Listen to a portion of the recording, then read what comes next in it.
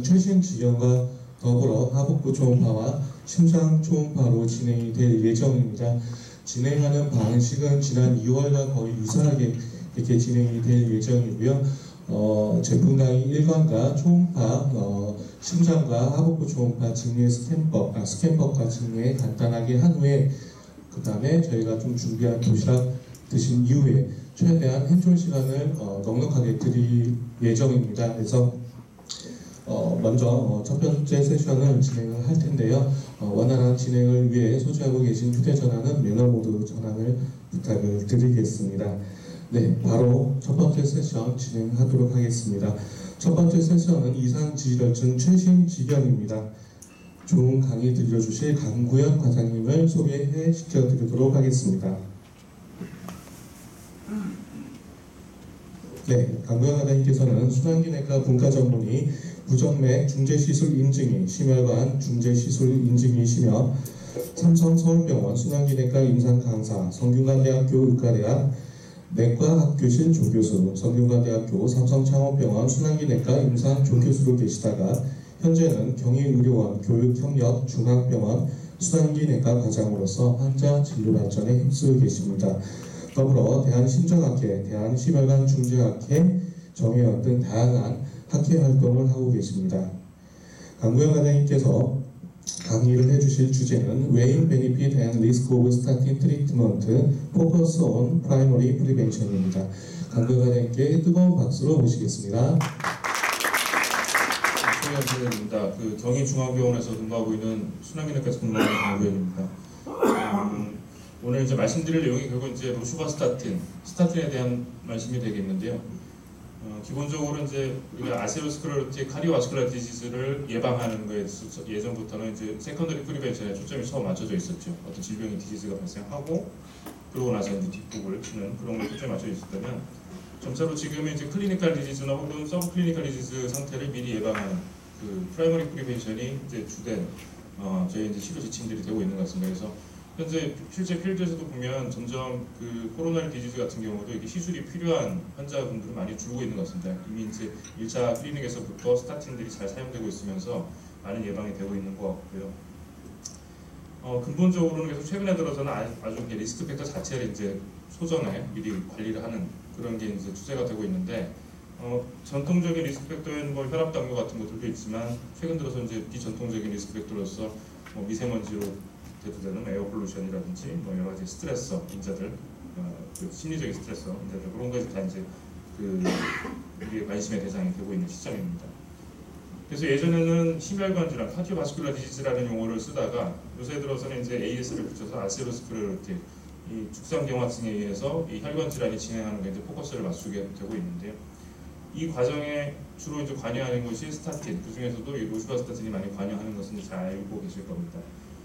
실제적으로 어떻게 관여하냐 하면 이런 이제 죽상관이 이런 리피드 코어가 어떻게 보면 화산과 같죠. 이렇게 용암이 부글부글 끓다가 터져 나오는 그리고 이제 용암이 생기면서 혈전이 생기고 혈관이 막히게 되는 이벤트를 거치게 되는데 이러한 죽상 리피드 코어를 좀 안정시켜 줍니다. 염증을 가라앉혀서 이걸 좀 휴화산으로 만들어주는 그런 개념이 있고요. 그다음에 이 지각층을 단단하게 이 파이브로스 캡을 좀 더 단단하게 만들어주기 때문에 이 플락 럽처를 좀 더 적게 해주는 경향도 있습니다. 그리고 혈관 내피세포 기능도 좋게 해주고 무엇보다도 이제 이 소스가 되는 LDL 자체를 죽여주는 역할을 함으로써 결국 이런 아테로스클레로틱 카디오바스큘러 디지즈를 예방하는 스타틴의 기전이 되는 겁니다. 그래서 제가 오늘 말씀드릴 내용은 한국에서 고지혈증 환자들에 대한 전반적인 실태 그리고 2018년도에 미국 가이드라인하고 우리나라 고지혈증 가이드라인이 약간 개정이 있었습니다. 그래서 좀 소개를 시켜드리고 그리고 주피터와 호프3 연구로 대두되는 이제 이 스타틴의 프라이머리 프리벤션에 관련된 에비던스 마지막으로 이제 많지는 않지만 약간의 스타틴 치료에 있어서 저희가 스폰서는 있는데 그 중에서도 가장 흔하게 생각하시는 것들이 이온셋 DM에 대한 다이비티스에 대한 우려인데 그거에 대해서 짚고 좀 마무리하도록 하겠습니다. 이게 우리나라 최근에 이제 고지혈증 환자들의 분포입니다. 보면은 연령이 증가될수록 많고 남자에서 여자보다 좀 많은 경향을 보이는데 두드러지는 것은 여성의 경우에는 한 50대부터 급격히 증가를 합니다. 그래서 폐경 이후에 LDL이 급격히 증가하기 때문에 여성 환자들은 폐경 이전에 LDL이 좀 적었더라도 그 이후에는 다시 한번 좀 더 팔로우를 해줄 필요가 있습니다. 그래서 혈관 질환조차도 실제 보통 보면은 그 70세를 기점으로 폐경 이후에 여성분들이 그 죽상경화증이 또 속도가 빨라지기 때문에 되게 한 70세쯤 되면 이제 남녀 역전이 일어나서 70세 이후가 되면 그 여성 환자분들이 남성 환자분들 혈관이 좀 더 안 좋은 경우가 많습니다. 이러한 이제 고지혈증의 그 유병률은 그 또 다른 이제 혈관 질환의 가장 큰 위험이죠. 당뇨가 있는 경우에 더 증가되어 있는 것으로 되어 있고, 특히 당뇨 환자들 같은 경우에는 LDL 레벨을 100 이하로 낮추는 게 치료 목표인데 LDL이 100 이상인 당뇨 환자가 거의 한 10명에 한 9명 가까이 된다고 합니다. 고혈압인 경우도 마찬가지로 고혈압이 있으면 리스크가 하나만 더 있어도 LDL을 130 이하로 낮춰줘야 되는데 고혈압이 있으면서 LDL이 130 이상인 환자의 비율이 한 70%를 상회하는 것으로 되어 있습니다. 그리고 최근 그 2002년부터 저희 그 우리나라의 그 고지혈증 진단율, 치료율, 조절률을 쭉 보니까 지금 이 15년 정도 기간 동안에 고지혈증을 치료받는 환자의 비율이 한 47배 증가. 최근 한 5년 동안에는 10년 동안에서 보면은 한 4배 정도 증가된 것으로 되어 있습니다. 그래서 실제적으로 많은 환자들이 진단이 되고 있고 치료가 또 이루어지고 있지만 그 제대로 치료가 팔로우가 되고 있는 환자의 비율은 한 3분의 1밖에 안 되는 것으로 되어 있고 종종 보게 되는데 놀라운 것이 그 약을 먹다가 지금은 좋아졌으니까 약을 끊어도 스타틴을 끊어도 됩니다라고 얘기를 들었다고 하시는 환자분들이 종종 있으시더라고요. 그래서 처음에 시작할 때 기준이 안 맞는 거를 실수로 처방을 하셨다가 이게 급여가 안 되니까 끊으시면서 그렇게 말씀을 하신 건지 정말 중간에 끊어도 된다고 생각하시는 건 아니실 거라고 생각합니다. 그래서 그런 경우들이 종종 보이고 있습니다. 그래서 지속적으로 한 번이라도 인디케이션이 된다면 평생 급여는 되는 거니까 쭉 지속을 해주시는 게 필요하겠고 근데 이렇게 스타틴의 치료 그 양 자체는 굉장히 좀 증가하고 있다는 것이죠. 그래서 뭐 이런 생각을 해보신 적이 있는지 모르겠지만 종종 해봤었습니다. 스타틴에 의해서 우리 사회가 앞으로 어떻게 변할까? 지금 고지혈증 환자는 많이 있고 그 스타틴의 처방 비율은 점점 늘고 있죠. 그래서 여러 선생님께서 이제 애써주시기 때문에 이게 처방 비율이 많이 늘고 있는데 이런 거로 인해서 우리의 미래가 어떻게 될 것인가? 사회 경제적으로도 상당히 영향이 클 수 있는 부분이라고 생각을 합니다. 일단 스타틴은 그 특히 로슈바스타틴 연구로 밝혀진 건데요. 일본에서 시행했던 연구인데 그 로슈바스타틴을 사용을 했더니 플락이 그 처음에는 이제 진행을 멈추는 것만 해도 어떻게 보면 굉장한 건데 플락이 오히려 더 줄더라. 플락 리그레션이 있더라. 그런 연구가 좀 있었습니다. 그리고 세턴 연구에서도 아토바스타틴과 로슈바스타틴 고용량을 비교를 해봤더니 둘 다 플락 리그레션이 좀 아주 고용량에서 보여졌는데 그 중에서도 로슈바스타틴 고용량에서 조금 더 플락 리그레션이 더 두드러지더라. 차이가 있게 두드러지는 연구가 있었습니다. 그래서 이런 식으로 이제 그 아테로스크레로티스 디지즈가 진행하면서 결국 사람이 우리 사람의 3대 사망 원인이 미국 같은 경우는 1위가 심혈관 그 질환이고요. 우리나라는 이제 암이 1위인데 어쨌든 1, 2, 3위 중에 2, 3, 뭐 2개가 심혈관 한 뇌혈관입니다. 그래서 그 탑3 원인 중에서 2개 이상을 우리 아테로스크레로티스 디지즈가 관여를 하고 있는데 그걸 이렇게 그 뭐 멈추거나 리그레이션을 시켜버리거나 이런 식으로 되면은 굉장히 많은 영향을 줄 수밖에 없겠죠. 그래서 최근에 우리나라 인구 구조를 보니까 지금 현재 2020년 가까이 돼서 한 15% 정도인데 40년 후에는 40% 이상이 65세 이상이라고 합니다. 그래서 인구 고령화가 굉장히 빠르게 진행하고 있고 이러한 속도는 전 세계에서 유례를 볼 수 없는 속도라고 하고 있습니다. 일본에서 굉장히 빠른 고령화가 있어서 그것 때문에 많은 사회적인 문제가 계속됐는데 우리나라는 그보다 더 빠르게 진행할 거라고 봅니다. 그런데 지금 우리나라 출산율이 여성 1인당 1보다 이제 그 0.98인가 나왔죠. 그래서 좀 1보다 더 낮아진 상황이라고 하고 그리고 이러한 의료의 발달, 스타틴 사용이라는 이런 발달로 고령화는 더 촉진될 것이고 그래서 실제적으로 40년 뒤에 65세 이상의 비율은 훨씬 더 증가될 수도 있다라고 생각이 되고 최근에 그 버스, 지하철 그 무료를 그 연령을 65세에서 증가시켜야 되는 게 아닌가 이런 얘기가 나왔는데 아마 노인의 기준 자체도 사실 올라가지 않겠습니까? 뭐 연금도 점점 재정이 없다니까 연금을 적게 주기 위해서라도 정부 차원에서 노인 기준 자체를 올릴 거로 예상이 되고요. 그래서 정말 40년 뒤에는 한 80세는 되어야 노인으로 취급받는 상황이 될 수도 있습니다. 어쨌든 이런 영향은 그리고 이제 전 세계적으로 이 심혈관 질환으로 사망하는 환자가 1년에 한 1,800만 명 정도 된다고 하고 그 중에서도 그리고 또 그 갑자기 사망하는 심혈관 질환 환자 중에서 하드어택과 스트로크의 85%를 차지한다고 하는데, 그리고 이제 이런 비율도 차이가 이제 앞으로는 바뀌게 된다는 것이죠, 스타틴 사용으로 인해서. 그래서 결과적으로 고령화가 되고 많은 국가적인 재원이 더 필요해지는 상황이 되고, 하여튼 우리 의료계 자체도 환자 풀 자체도 좀 바뀌는 그런 상황이 될 겁니다. 그래서 여러 가지 많은 변화가 올 것이기 때문에 이에 대한 나름의 예측과 준비들도 하시는 게 필요하지 않을까 생각합니다. 2013년도에 이제 미국 가이드라인에서 그 LDL 치료가 필요한 그 네 가지 베네핏 그룹을 얘기를 했습니다. 일단 첫 번째로는 당연하게도 심혈관 질환이 이미 있는 환자들, 그 다음으로는 19세 이상이면서 LDL이 190 이상인 환자, 그리고 다음으로는 40세 이상이면서 당뇨가 있거나 당뇨가 없더라도 그 10년 애뉴얼 CVD 리스크가 7.5% 이상인 경우에 스타틴을 사용을 하자 이렇게 되어 있었는데, 2018년도에 약간 개정이 조금 있었습니다. 일단 첫 번째로 세컨더리 프리벤션에서 심혈관 질환이 있는 환자들을 그 위험도를 조금 더 구별해서 봤고요. 그리고 사실은 뭐 이렇게 크게 구별할 필요는 없는데 75세 이상에서는 에비던스가 좀 약하더라 하고 있습니다. 이것은 이제 대부분의 연구들이 아직도 초고령은 제외를 했기 때문에 그냥 데이터가 없는 것인데, 이걸 굳이 이렇게 표시할 필요가 있겠나 싶습니다만, 어떻게 보면 뭐 가실 때 되면은 이제 좀 에비던스 적으니까 처방하지 말라는 얘기인지, 처방하지 말라는 정도는 아니지만 이렇게 좀 구별해서 하고 있고, 그 다음에 LDL 치료를 하는 데 있어서 스타틴 단독으로 안 될 때 에지티마이브를 추가하는 것을 클래스 2B로 사용하고 권고를 했습니다. 그리고 아주 하이 리스크 환자들에 있어서는 여기서 이제 우리가 스타틴 이외의 LDL 로어링 이펙트를 가지는 약제들을 지금 추가적으로 보통 에지티마이브를 추가를 하고 있죠. 근데 그것은 스타틴을 톨러러블한 도수까지 최대한 올리고서 안 될 때 추가하라고 되어 있습니다. 왜냐하면 이게 LDL 로어링 이펙트가 요즘 또 약간 부각은 됐지만 실제적으로 스타틴 이펙트 자체도 상당히 무시할 수 없는 상황이고, 그래서 그것을 다시 또 부각을 시켰습니다. 그래서 스타틴 치료에 톨러러블 하지 않거나 톨러러블 도수까지 올렸는데도 LDL이 충분히 떨어지지 않을 경우에 에지티마이브를 추가해라. 그리고 주사제로서 나온 PCSK9이라는 것도 있는데, 사실 뭐 저희 주사제이기도 하고 해서 거의 쓸 일은 없습니다. 다행히 가이드라인에서도 아주 상위에 속해 있지는 않고, 지금 현재 그 주사제 위치는 에제티마이브를 쓰고 나서도 안 될 때 그때 써라 이렇게 하고 있습니다.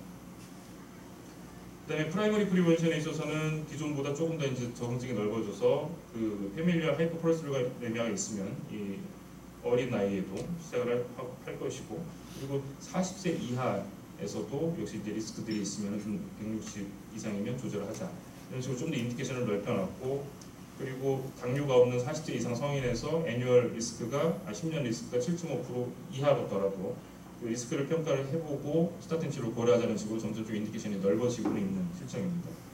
근데 이렇게 LDL 로어링 이펙트를 강하게 모더레이트 혹은 그 하이 인텐시티로 가져가려면 실제적으로 쓸 수 있는 스타틴이 두 가지밖에 없습니다. 아토바스타틴과 로슈바스타틴.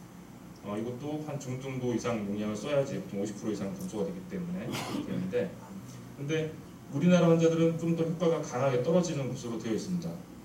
제가 LDL 한 120 정도 나오는데 그 플락이 좀 있어서 한 15년 담배를 했더니 플락이 좀 있어서 지금 로슈바스타틴을 10ml를 복용을 했더니 제가 38까지 떨어지더라고요. 그래서 지금은 5ml만 복용하고 있고 그 뒤로 아직 팔로우를 못 해봤는데, LDL 이펙트가 아직까지는 낮추면 낮출수록 계속 좋다 나오곤 있습니다만은, 그 신생아의 LDL이 한 4, 50 정도니까 그래도 아직까지 내가 뭐 그렇게까지 떨굴 필요는 프라이머리 프리벤션 하면서 할 필요 있겠나 싶어서 용량을 줄이긴 했습니다. 근데 그러면서도 반면에 우려되는 것은 스타틴 용량이 줄므로써 혹시 손해보는 부분이 있지 않을까라는 좀 우려도 있긴 합니다. 어쨌든 우리나라 그 환자분들은 아토바스타틴 한 20ml 이상, 로슈바는 거의 5ml만 돼도 10ml부터 확실히 한 50% 이상 떨궈주는 것으로 되어 있어서 고용량 스타틴이 필요한 환자가 별로 없습니다. 그래서 실제적으로는 그 로우 인텐시티의 다른 스타틴들도 사용도 가능한 경우도 많이들 있습니다. 우리나라에서는. 그래서 우리 가이드라인 2018년에 바뀐 걸 보면 초고위험군, 여기는 이제 LDL 70 이상이면 치료, 고위험군 당뇨 포함됩니다. 이런 경우에는 LDL 100 이상, 중등도 위험자 2개 이상 있을 때는 LDL 160 이상이면 30 이상이면 스타틴을 투여하라고 되어 있는데, 이게 이상이라고 바로 당뇨가 있다고 바로 투여가 아닙니다. 고지혈증 환자 중에서 이렇다 하는 것이고, 고지혈증의 기준이 이렇습니다. 당뇨가 있을 때 고지혈증이 100 이상이어야 고지혈증 코드를 듣고 처방을 할 수가 있고요. 위험 인자가 2개라도 130 이상이어야 고지혈증 환자로 인정을 해주기 때문에 실제적으로 위험 인자만 있다고 LDL 정상인데 처방이 되지는 않습니다. 우리나라 기준으로는.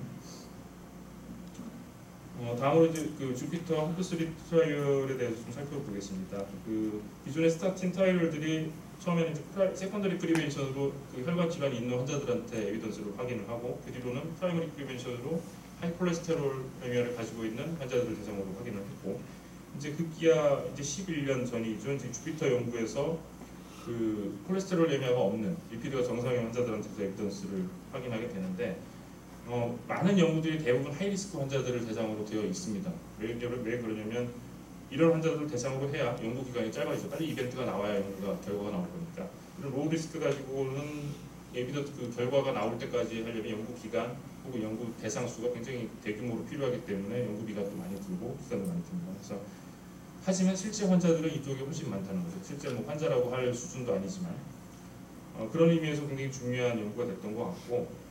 이 연구의 환자분들은 이렇습니다. 한 18,000명 정도를 원래 처음에 스터디 디자인 5년 동안 팔로우를 하기로 했습니다.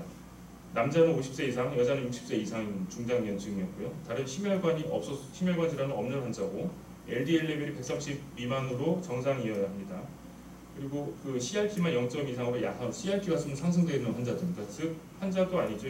그 길에 돌아다니는 50세, 60세 남녀 이상의 남녀를 소위 건강해 보이는 남녀 중에 LDL도 정상인데 CRP만 약간 높은 사람들을 대상으로 로슈바스타틴 20ml를 복용하는 분 플라시보를 비교를 했습니다.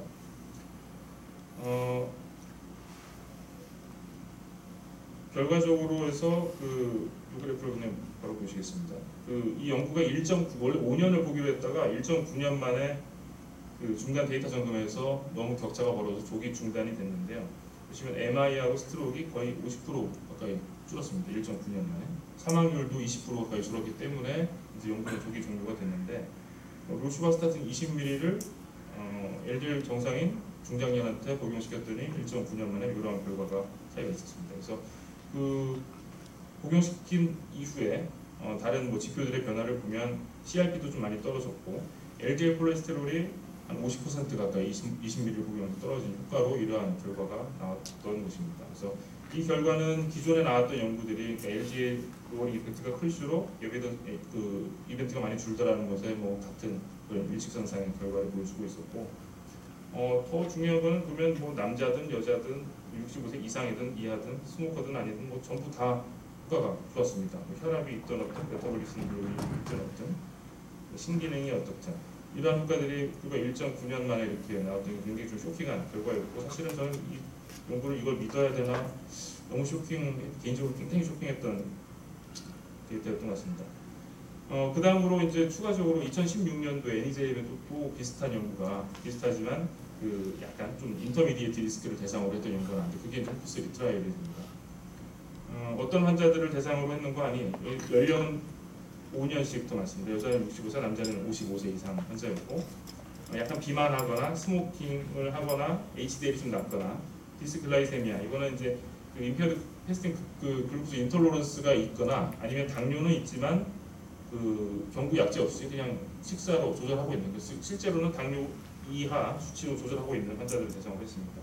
얼리 리날 디스펑션이나 패밀리아 히스토리가 있는 환자들을 대상으로 했습니다. 그래서 인터미디에이트 리스크 환자들을 대상으로 디지즈는 없는 환자들 대상으로 했고 13,000명을 5.6년 동안 팔로우를 했습니다. 이 환자들의 평균 LDL은 디스리피뎀이 있는 환자들을 확인했지만 평균은 128, 그리고 HDL 평균은 51로 주피터보다 좀 약간 낮습니다.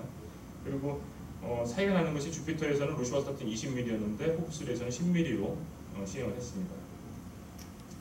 우리나라를 포함한 전 세계 많은 나라들이 참여를 했고요.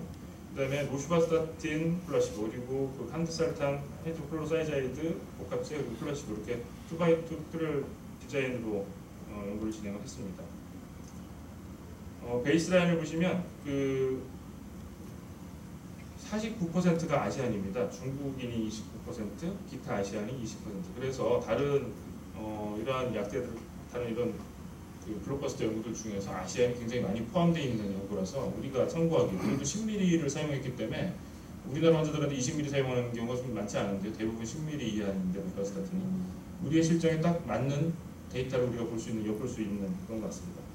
그래서 결과적으로 이렇게 치료를 했더니 그 로슈바스타틴 투여군에서 LDL 로어링은 대개 한 30에서 34 정도 떨어졌던 것으로 되어 있고요. 34% 정도. 바로 결과를 보시면 자, 스트로크와 MI가 30%, 35% 통계적으로 유의하게 감소를 했습니다. 로슈바스타틴 10ml로 5년 동안 팔로우한 결과입니다. 사망률도 한 11% 정도 통계적으로 유의하지는 않았지만 감소하는 경향을 좀 보여주었고요. 그래서 이제 그래프로 보시면 이게 시간이 갈수록 점점 격차가 약간 좀 벌어지는, 점점 더 격차가 차이가 나는, 오히려 시간이 갈수록 점점 커지는 이런 경향을 좀 보여주고 있고, 여러 가지 컴포짓 엔드포인트로 봐도 역시 시간이 갈수록 플락이 안정화되면서 점점 이벤트가 격차가 더 커지는 경향을 보여줍니다. 스스로 단독으로 그 격차를 가져가서 그런 경향을 보여주고 있고요. 이 역시 LDL을 많이 떨구니까 이벤트가 줄더라. 같은 그 기존의 연구들과 같은 맥락의 결과를 보여줍니다. 여기서 보면은 그 뉴 온셋 다이아베티스에 대한 데이터를 그 세이프티 데이터를 냈는데 차이가 없었습니다. 로슈바스타틴 10ml 투여군과 플라시보군에서 이 중장년 인터미디에이트 리스크군에서 뉴 온셋 그 새로운 이제 당뇨가 생기는 경우가 차이가 없는 것으로 나왔었고요. 이게 용량이 10ml라서 그런 건지는 알 수 없겠습니다만은 다른 것으로는 이제 백내장 수술이 좀 많이 있었다는 그런 게 있었고, 머슬 페인은 뭐 물론 좀 생기는 것으로 볼 수 있었습니다. 그래서 결과적으로 보면 이 후프3 트라이얼의 그 의미를 보면 CVD 리스크를 한 25% 정도 감소를 시켜줬다는 것인데, 이게 뭐 여러 가지 뭐 LDL 레벨이라든지 혈압, 당, 뭐 인종 사이 없이 다 결과를 동일하게 보여주었고, 그래서 그 무엇보다도 이 로슈바스타틴 예전에 그 주피터에서 20ml가 아닌 10ml, 보통 우리나라에서 많이 사용하는 10ml에서의 이러한 효과를 보여줬다는 게 좀 의미가 있는 것 같고, 장시간의 연구의 결과이기 때문에 좀 더 신뢰도가 높은데, 시간이 갈수록 뒤로 갈수록 점점 그래프가 더 벌어지는 경향을 보여서 오히려 더 길게 봤다면 더 좋을 수도 있는 뉘앙스를 좀 풍기고 있습니다. 그리고 아시안 파퓰레이션이 반 가까이 포함되어 있는 그 풀이기 때문에 우리가 좀 참고하기 많은 도움이 되는 것 같습니다. 그리고 이러한 상용량에서 뉴온셋 DM의 발병률에 차이가 없었다는 것을 보여주는 좀 의미가 있습니다. 어쨌든 뭐 스타틴 투여를 했을 때 전반적으로는 뉴온셋 DM이 증가된다는 것은 일단은 현재는 그냥 정설로 생각을 하시면 되긴 합니다. 그래서 주피터 연구에서도 보면 베이스라인에서는 당화혈색소가 양분이 다 5.7로 보이했는데 스터디를 끝내고 보니까 그 플라시보군에서 5.8인데 로슈가 20ml 분에서는 5.5로 좀 증가를 했습니다. 그래서 통계적으로 유의하게 뉴온셋 DM에서 차이가 있었던 것도 역시 로슈바스타틴도 고용량에서 확인됐었고요. 다른 스타틴 연구들도 보면 스타틴끼리 했을 때 같은 스타틴을 고용량을 했더니 통계적으로 의미는 없지만 좀 더 고용량 스타틴에서 더 잘 생기는 것 경향을 보이고, 역시 약한 스타틴보다 강한 스타틴에 좀 더 잘 생기는 경향을 보이고, 그리고 아토바스타틴 80ml 고용량과 플라시보를 비교하니까 확실히 통계적으로 의미 있게 그 뉴온셋 DM의 발생률 증가를 확인을 시켜주고 있습니다.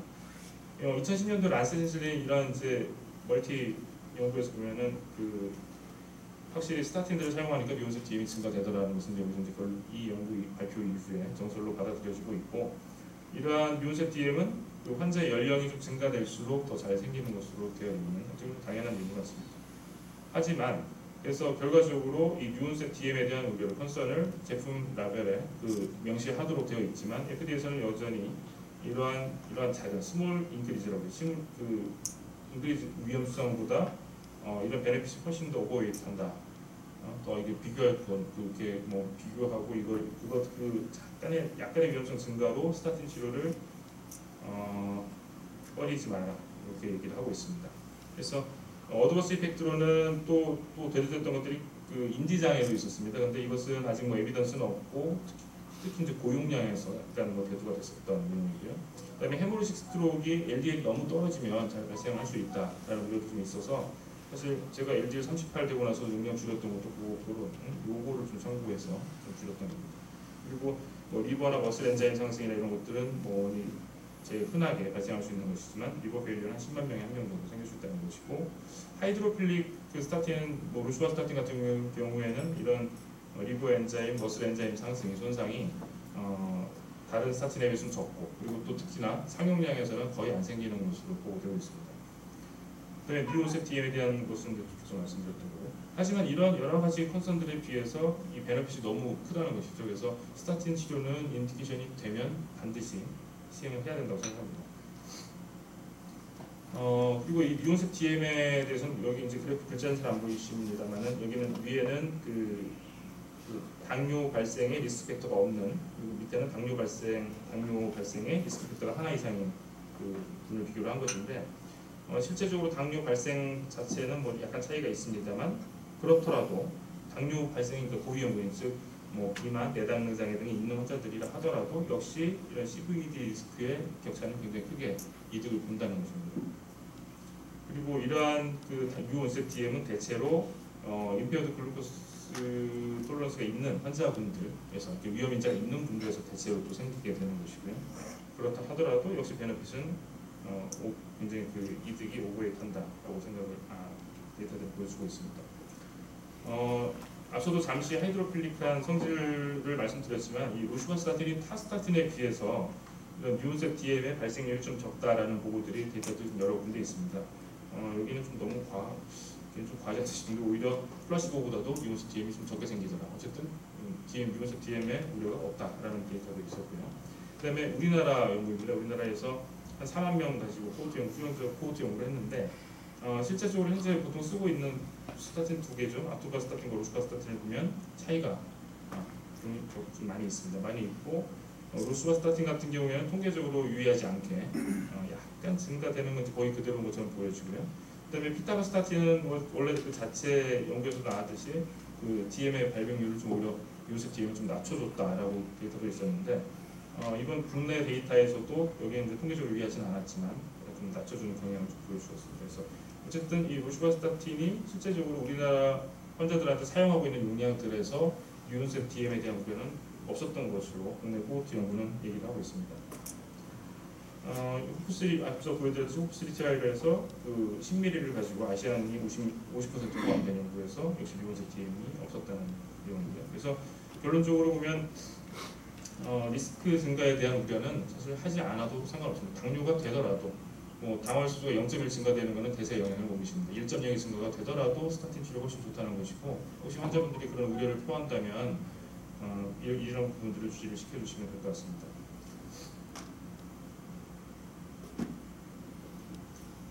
보면 LDL 레벨은 130 이하고 위험 인자가 2개씩 있는 이런 사람들이 주위에 있으면 스타틴 치료 하시겠습니까? 제가 여기 포함이 돼서 저는 지금 담배는 끊었습니다. 그래서 지금 저는 플락이 있기 때문에, 플락이 한 20% 정도 좀 생겨서 좀 스테노시스가 있는 데가 있어서 지금 복용하고 있는데요. 근데 플락만 있다고 스타틴이 우리나라에서 처방에 보험이 되지는 않고 있는 게 사실 현실이죠. 근데 만약에 가족분들 중에 혹은 본인이 이런 상황이라면 드시겠습니까? 딱 이런 사람들입니다. 이 정도 나이 때. 어쨌든 저는 일단 주위에 있으면 복용을 시킵니다. 제가 늦둥이라서 형님들 나이 차이가 많은데 형님들 복용시키고 있고, 어르신들도 복용시키고 받고 있습니다. 그래서 어쨌든 저희 앞으로 가이드라인도 점점 변화가 될 것이고, 지금 미국 가이드라인 2018년도에서 인디케이션이 좀 더 넓어졌듯이 사실은 이제 사회적인 문제 때문에 인디케이션이 확실히 더 빨리 넓어지지 못하고 있는 것으로 생각하고 있습니다.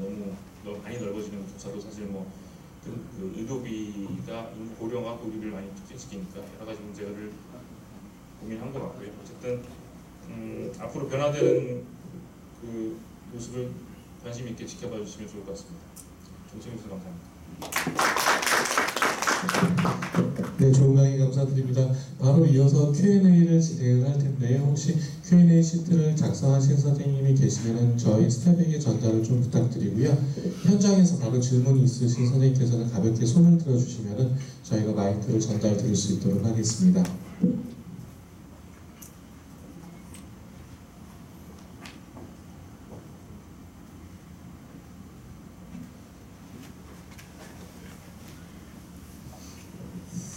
강의 잘 들었습니다. 저는 종합병원에 있는 과장입니다. 우리 일반적으로 환자를 볼 때에 아까도 봤는데 로우 리스크인 경우에는 160 이상이면 먹는 게 좋겠다고 그랬는데 리스크 전혀 없고 담배도 안 피우고 캐로티드 초음파를 해도 이상이 없는데 콜레스테롤만 올라가 있는 경우도 있거든요. 근데 또 뭐 보면 물어보면 히스토리상 패밀리 히스토리도 없고 그런 경우에는 선생님 같으면은 바로 약을 먹이는지 그다음에 또 아니면 뭐 다른 식이요법이나 운동요법이나 아니면 다른 걸 하는지 얼마나 하는지 그런 게 궁금하고요. 그럼 또 약을 먹였다 하면 어느 정도 아까 선생님도 보시기에 먹다가 좀 뭐 좋아지니까 또 좀 약을 줄이고 하는데 그런 경우에는 그러면 환자들이 또 약을 잘 안 먹으려 하거든요. 좀 잘 맞아먹고 있는데 이런 경우는 현실적으로 약을 먹다가 어느 정도 떨어지면 약을 또 반으로 줄이고 그렇지 않으면 약을 또 끊어보기도 하고 할 수 있는데 뭐 이게 하이 인텐시티의 약을 먹는 거하고 인터미디에이트로 먹는 거하고 다 다르잖아요. 그럴 때는 선생님이 어떻게 하시는지. 일단 두 번째 질문 주신 것부터 말씀드리면 일단 참고로 아까 제 데이터를 말씀드렸는데 제가 이제 저는 이제 40 정도를 제 개인적인 마진으로 봤습니다. 그래서 실제 요즘 연구는 그 PCSK9이라는 주사제를 사용한 연구에서는 한 34까지 떨궜는데도 더 좋았습니다. 그래서 아직까지는 뭐 낮추고 좋다, 30대까지도 그렇게 나와 있긴 하지만은 그거는 이제 그 데이터뿐이고 제 개인적으로는 한 40 정도까지를 마시는 것으로 보고 제 환자분들도 일반적으로 그 세컨더리 프리벤션으로 혈관 질환이 있었던 환자들은 한 40까지는 봅니다. 근데 그 밑으로 떨어지면 그때 감량을 합니다. 더 낮아도 만약에 아주 로우 인텐시티로 썼는데도 낮다면 일단 유지는 합니다. 세컨더리 프리벤션에서는 좀 더 확실히 유지를 시켜주고요. 세컨더리에서는. 근데 프라이머리 프리벤션에서는 조금 더 약간은 너그럽게 조절을 하셔도 되는데 일단 기본적으로 리스크가 확실히 있고 뭐 하다면은 일단 약을 유지, 용량을 줄여서라도 유지, 아주 많이 떨어지지 않는 한 그대로 일단 유지를 합니다. 그리고 근데 첫 번째 질문 주셨던 게 LDL은 160 이상인데 혈관에서 뭐 아테로스클로로스의 에비던스는 전혀 없는 깨끗한 그런 분들, 가족력도 없으시고 또 연세도 많고 이런 경우에 그런 경우에는 사실 스타틴을 쓰실 필요가 없습니다. 그리고 왜냐면 사실 우리가 랩에서 확인할 수 있는 LDL 수치 중에서 그 아테로스클로로스 관련되는 것은 사실은 또 그 중에서 일부거든요. 그래서 스몰 댄스 LDL이라고 해서 이렇게 짝돌처럼 아주 짜잘하고 고밀도의 그런 LDL들인데 그런 환자분들은 아마 그거 비율은 적은 게 아닌가 생각이 듭니다. 전체 LDL은 높지만 실제로 문제를 일으키는 LDL은 그 성분들은 좀 적어서 LDL 수치는 높았어도 혈관 질환은 안 생기는 게 아닌가. 혹은 뭐 다른 더 좋은 다른 그 환자분의 개인적인 소인이 있어서 그럴 수도 있고 어쨌든 그런 환자들 LDL이 높아도 전혀 그런 게 없다면 지금 우리나라에서도 그 정도로 보면 안 되지 않습니까? 그 160이더라도 리스펙터 2개 이상인데 160이요. 되죠. 일단 되더라도 플락이 전혀 없다면 저 같은 경우는 일단 그냥 팔로우만 합니다. 그냥 팔로우하고 그 LDL 레벨 팔로우하고 제 플락을 쉽게 확인할 수 있는 경동맥 정도 팔로우하면서 경과를 좀 볼 것 같습니다. 네, 현장에서 질문이 들어와서 제가 직접 읽어드리겠습니다. ASCV계의 리스크 요인으로 LDLC 외에 고려해야 할 검사실 소견, 예를 들어서 아포비 등이 있다면 말씀을 부탁드립니다. 그 지표 중에 LDL, HDL, 그 TG도 많이 이제 중요도가 좀 감소되고 있는 상황이라서 요즘 잘 연구를 안 하고 있고요. 뭐 아포비나 이런 거는 저도 그냥 오히려 그냥 신경을 안 씁니다. 물론 다 영향은 있습니다. 뭐 CRP도 영향이고 다 있는데 일단 그런 것까지 다 세세하게 신경 쓰면 저희만 더 복잡할 거고 환자분 주변에서 설명하면 더 복잡할 것 같고요. 그 연구 목적에서 주로 시행되는 것들이지 실제 임상에서는 사용을 안 하셔도 될 것 같고 뭐 기존에 이제 알려져 있는 트랜지셔널 리스크 팩터에다가 하여튼 그 리피드 레벨만 잘 체크하면서 보시면 되지 않을까 생각합니다. 네, 혹시 현장에서 추가 질문 있으실까요? 네.